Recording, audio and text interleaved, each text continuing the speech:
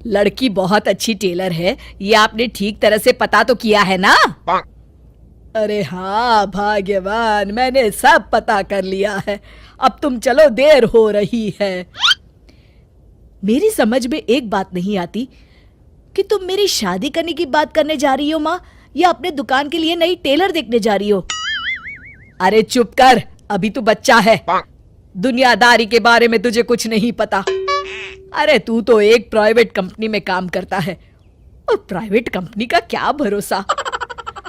लेकिन माँ, अरे तेरे पिताजी से पूछ ले, इन्होंने अपनी जिंदगी में कितनी नौकरी पकड़ी है और छोड़ी है। अरे वो तो मैं थी जो सिलाई करके घर चलाती थी। अरे बेटा, बुरा वक्त कभी फोन करके नहीं आता। टेलर बहू लाऊंगी तो मेरे साथ दुकान में सिलाई करेगी, समझा? चल अब।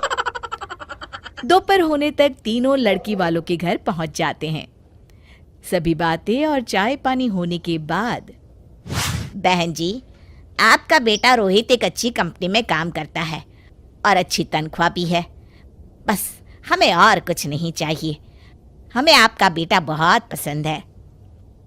हमें भी आपकी बेटी मीना पसंद है जी। मुझे लगता है हमें बच्चों को भी आपस में बात करने का मौका देना चाहिए। हाँ हाँ, आपने बिल्कुल सही कहा भाई साहब।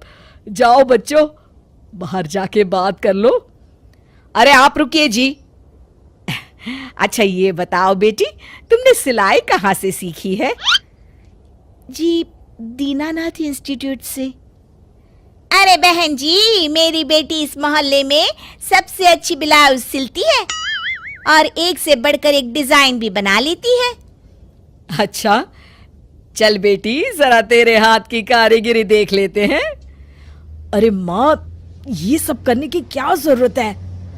अरे तू चुप कर। लोग ऐसे ही बड़ी बड़ी बातें करते हैं कि हमारी लड़की को तो सब आता है, बाद में असलियत सामने आती है। इसलिए मैं कोई गलती नहीं करना चाहती, तू चुप करके बैठ।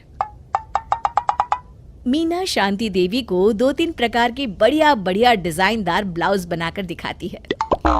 ये देखिए, ये है प्रिंसेस कट। अरे वाह बेटी, मान गए तुझे। तू तो मुझसे भी अच्छा ब्लाउज सिल लेती है। चलिए बहन जी, हमें तो आपकी बेटी पसंद है। अब इसी बात पर मुंह मीठा कराइए। जी बिल्कुल। इस तरह रोहित और मीना की शादी हो जाती है।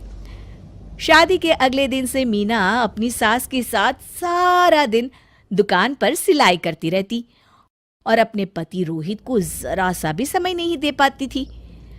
फिर एक दिन रोहित फोन करके मीना से कहता है, मीना, आज शाम को हम दोनों किसी अच्छे रेस्टोरेंट में खाना खाने चलेंगे।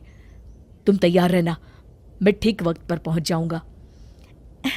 ठीक है जी। शाम को रोहित जब घर आता है तो मीना सिलाई मशीन पर बैठी ब्लाउज सिल रही होती है। अरे ये क्या? मैंने तुमसे कहा तो था कि शाम को हमें रेस्टोरेंट में खाना खाने के लिए जाना है, और तुम हो कि सिलाई कर रही हो। हद हो गई। मुझे माफ कर दीजिए जी, क्या करूं, ये ब्लाउज मुझे कल अर्जेंट सील कर देनी है। सारा दिन तो तुम माँ के साथ दुकान पर सिलाई करती हो। अरे कम से कम शाम का वक्त तो मेरे लिए रखा करो। तभी वहां शांति देवी आ जाती है। अरे क्यों बहू को परेशान कर रहा है? कल ये तीनों ब्लाउज सुबह सिल कर देनी है। चल जा, अपना काम कर। रोहित चुपचाप वहां से चला जाता है। इस तरह अपनी सास के डर के मारे मीना चाहकर भी अपने पति के लिए वक्त नहीं बिता पाती थी। फिर एक दिन रोहित दोपहर को ऑफिस से घर आता है। उसके साथ उसकी कार में एक लड़की बैठी होती है। दोनों एक दूसरे से मुस्कुराकर बातें कर रहे होते हैं। माँ, जरा टेबल पर रखी मेरी फाइल तो देना, मैं भूल गया था। ये कौन लड़की है तेरे साथ? अरे माँ, ये तो मेरे साथ ऑफिस में काम करती है। इतना कहकर रोहित वहां से चला जाता है। उसी शाम, अरे क्या हुआ भाग्यवान, तुम्हारा चेहरा क्यों उतरा हुआ है? किस चिंता में डूबी हुई हो? क्या बताऊं जी, आज रोहित के साथ एक लड़की आई थी। कह रहा था उसके ऑफिस में काम करती है। मुझे तो उस लड़की के चाल चलन बिल्कुल ठीक नहीं लगते। कहीं दोनों के बीच कोई चक्कर तो नहीं है। अब अगर चक्कर हुआ भी तो इसमें बुराई क्या है? अरे बड़े अजीब आदमी हो आप, कैसी बातें कर रहे हो? तो और क्या कहूं, तुम घर में बहू के बजाय एक काम करने वाली लड़की लेकर आई हो जो सारा दिन तुम्हारे साथ तुम्हारी दुकान पर काम कर सके।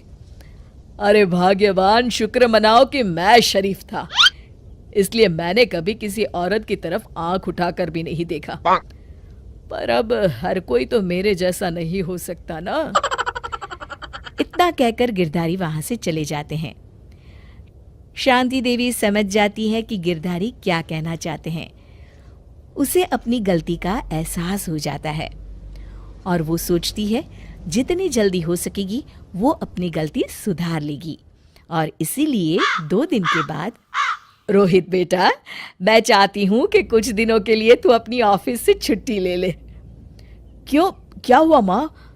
अरे कुछ नहीं बेटा, मैंने तेरे और बहू के लिए शिमला की 2 टिकट बुक की है। मैं चाहती हूं कि तुम दोनों कुछ दिनों के लिए बाहर घुमाओ। क्यों बहू, ठीक है ना?